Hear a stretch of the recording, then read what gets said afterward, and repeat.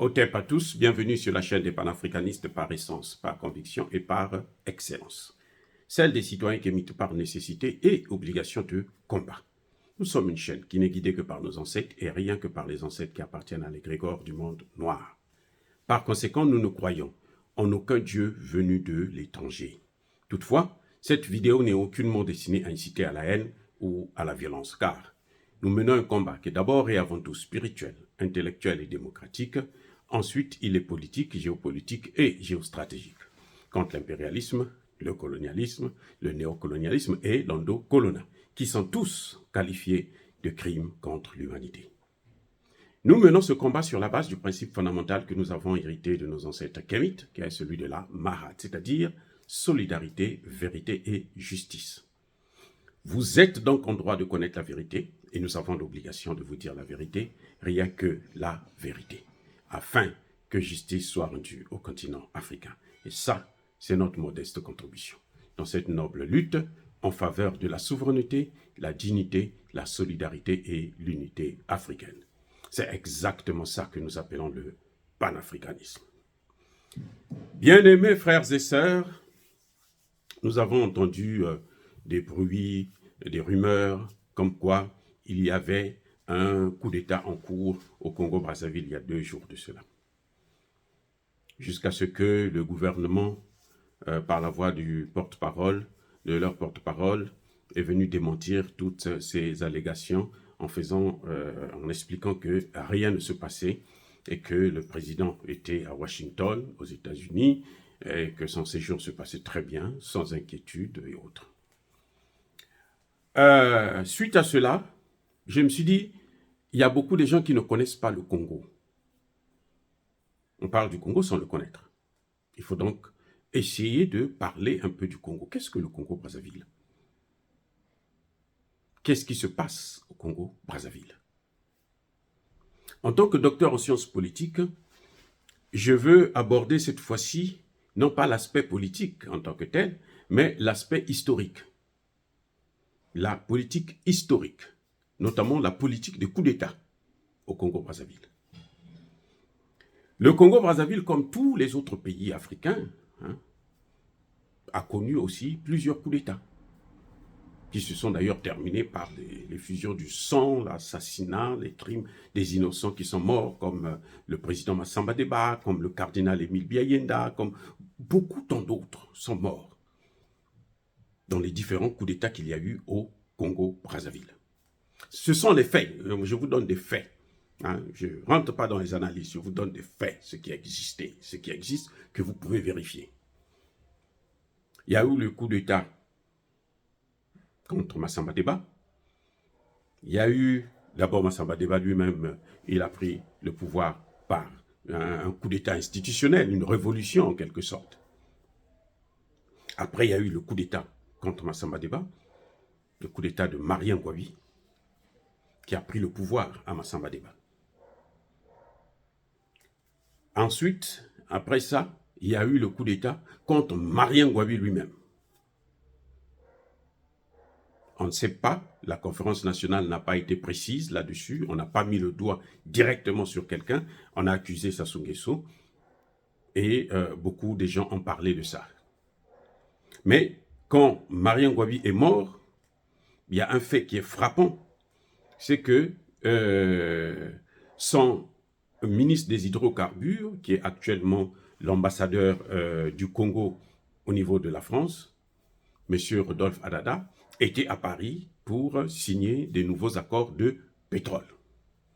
Donc, on déduit très facilement que Ngouabi a été assassiné parce qu'il voulait renégocier les accords de pétrole. Donc, après lui, c'est Yombi qui prend le pouvoir. Yombi, c'était un baobab qui est tombé sans faire du bruit. Son coup d'État, il n'y a pas eu du sang. Et là, c'est Sassou Nguesso qui prend le pouvoir pendant 12 ans, jusqu'en 92. 90 par là, 92. Après la conférence nationale souveraine, il y a eu donc les premières élections démocratiques au Congo, réellement démocratiques, où Pascal Lissouba va l'emporter et devenir président de la République. Pascal Lissouba sort par la petite porte par une guerre civile. Donc un coup d'État peut-être, un coup d'État un peu plus, plus avancé, qui a dégénéré en guerre civile. Et puis là, c'est Sassou Nguesso qui revient encore au pouvoir. Pourquoi il y a eu le coup d'État contre Pascal Lissouba? Il faut reconnaître que Pascal Lissouba a commis la même erreur, selon les Français, mais en tout cas, Pascal Lissouba aussi a fait exactement ce que Marion Ngouabi avait tenté de faire, mais qui était stoppé net, parce qu'après sa mort, tout s'est arrêté. Mais Pascal Lissouba est allé jusqu'au bout. Il a renégocié les accords de pétrole. Il a multiplié la part du Congo par 2. On est passé de 17% à 36%. Donc c'était vraiment un record, et ça n'avait jamais plu à la France, et notamment à Jacques Chirac, qui en a voulu. Mais aussi, il y a d'autres paramètres. Le fait que, quand Pascal Lissouba vient emprunter l'argent en France, l'aide au développement, le fameux aide au développement qui, je vous ai déjà dit, est une forme d'emprunt. Chirac veut venir récupérer cet argent. Lissouba refuse de lui donner ne serait-ce qu'un copec. Bon, ça n'avait pas plu. Et puis voilà, la guerre de 97 est venue balayer le président Pascal Lissouba, qui va terminer, bien entendu, en France par, comment on appelle ça, la maladie d'Alzheimer. Donc, voilà à peu près l'essentiel des coups d'État officiels qui ont été déclarés officiellement, et on a vu exactement les changements. Donc, chaque fois qu'il y a eu de coups d'État, le président Sassou Nguesso n'a jamais été au pouvoir. Je pense que vous me suivez bien. Il n'a jamais été au pouvoir. Chaque fois qu'il y a eu coup d'État, que ce soit le coup d'État contre Massamba Deba, Sassou n'était pas au pouvoir. Le coup d'État contre Ngouabi, Sassou n'était pas le président, c'était Ngouabi le président. Le coup d'État contre Yombi, Sassou n'était pas au pouvoir. C'est lui, c'est vrai, qui va venir prendre le pouvoir par la suite. Après, la guerre civile, Sassou n'était pas au pouvoir. Mais non, de 79 à 92, qu'est-ce qui s'est passé? Il y avait le calme total, il n'y a pas eu de coup d'État au Congo-Brazzaville. Ce sont des précisions très, très, très importantes que j'aimerais que vous compreniez. Il n'y a pas eu un seul coup d'État au Congo-Brazzaville. S'il y a eu coup d'État, bon, ce sont des petits gestes que, bon, en apparent, on qualifie de coup d'État, mais il n'y a pas eu de coup d'État officiellement. Depuis que Sassou Nguesso est revenu, ce qu'on appelle le Sassou Nguesso II, donc depuis 1997 jusqu'à aujourd'hui, il n'y a jamais eu de coup d'État au Congo-Brazzaville.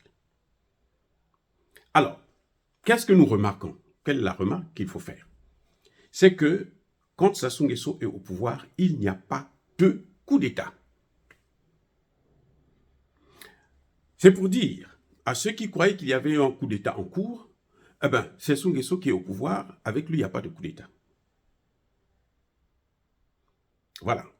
Quand Sassou Nguesso est au pouvoir, vous pouvez regarder, vous pouvez fouiller, interroger tous les historiens congolais, tous les experts, pas les historiens occidentaux, là, ils ne connaissent rien d'ailleurs, ils n'ont rien à nous apprendre.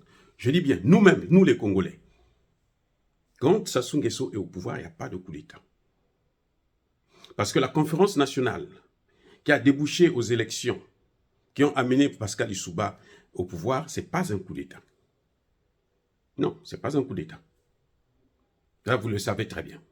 Donc, c'est le peuple qui a demandé à ce qu'il puisse revoir la situation de son pays et opter pour un nouveau changement. Ce n'était pas l'Eldorado, puisqu'on le voit très bien, ça nous a amené dans le chaos le plus total. Jusqu'aujourd'hui, on n'arrive pas à s'en sortir. Et tous les pays africains qui ont opté pour ces conférences nationales ont échoué parce que les conférences nationales elles-mêmes n'avaient pas abordé les vraies questions. C'était une sorte comment on appelle ça, d'insulte au pouvoir en place, au président en place. C'est tout. Bref, je voudrais vous faire remarquer que Sassou Nguesso n'a jamais connu de coup d'État. Mais non, je vous ai dit que le coup d'État de Ngouabi, c'était parce qu'il avait posé le problème du pétrole. Le coup d'État, ou la guerre civile, en 97, c'est parce que Pascal Lissouba avait posé le problème des intérêts congolais, du pétrole congolais. Mais jusqu'à aujourd'hui, ça fait plus de 35 ans que Sassou Nguesso est à la tête de notre pays, il faut reconnaître qu'on n'a jamais vu de changement au niveau des intérêts pétroliers du Congo. C'est ça la particularité. Donc, non seulement il n'y a jamais eu de coup d'État, mais aussi il faut reconnaître que Sassou Nguesso n'a jamais bousculé les intérêts de la France. Ça veut dire quoi? Ça veut dire que lorsqu'il y a un coup d'État dans un pays, notamment africain, il faudrait qu'il y ait l'aval de la France. Sauf lorsque c'est des coups d'État révolutionnaires, comme on le voit, on l'a vu au Mali, au Burkina Faso et aujourd'hui au Niger. Dans une certaine mesure au Gabon. Mais au Gabon, on a l'impression que la France est en train de récupérer la victoire du peuple. Mais bon, il faut donner du temps au temps. On ne peut pas aller trop vite en besogne. Je reviens sur le Congo. Il n'y a jamais eu de coup d'État pendant la période Sassou Nguesso. La gestion de Sassou Nguesso n'a jamais connu de coup d'État. Deux, la gouvernance de Sassou Nguesso n'a jamais mis en cause les intérêts de la France. La France est toujours restée puissante. Et pourtant, le partenariat, Sassou Nguesso, c'est là certainement sa force, c'est qu'il arrive malgré tout à diversifier les partenaires. Il a de très bonnes relations avec la Chine, et ça date pas d'hier. Il a de très bonnes relations avec la Russie, ça date pas d'hier aussi. Mais il a aussi de très bonnes relations avec l'Occident et notamment le maître ou la maîtresse des coups d'État qui est la France. Maintenant, pourquoi pendant la période de Sassou Nguesso, il n'y a pas de coup d'État? Alors là, c'est la question que moi je vous pose. Pourquoi Sassou Nguesso n'a jamais mis en cause les intérêts de la France? Là, c'est la question que moi je vous pose. Et j'attends maintenant de vos réponses là-dessus. Je vous ai donné seulement les faits. C'est une équation, hein? Nous travaillons ensemble, nous réfléchissons ensemble. Je vous donne donc, je vous relance la balle, à vous de jouer. Dire cela, c'est inciter à la haine ou à la violence, non. C'est une façon aussi de confirmer qu'effectivement, il n'y a pas eu coup d'État au Congo-Brazzaville il y a 2 jours. C'était une rumeur qui est infondée. C'est ce que l'on appelle ici aux États-Unis fake news. Voilà, bien-aimés frères et sœurs, encore une fois, soyez bénis, abondamment bénis par le Dieu des Kémites et par nos ancêtres angélisés, mais que tous ceux qui persécutent le continent africain le pillent et le déstabilisent, qu'ils soient noirs, blancs, chinois, arabes, indiens ou qui qu'ils soient punis, maudits, foudroyés, neutralisés, écrasés, effacés par le Dieu des Kémites et par nos ancêtres angélisés. Vive l'Afrique éternelle, j'ai dit et j'assume.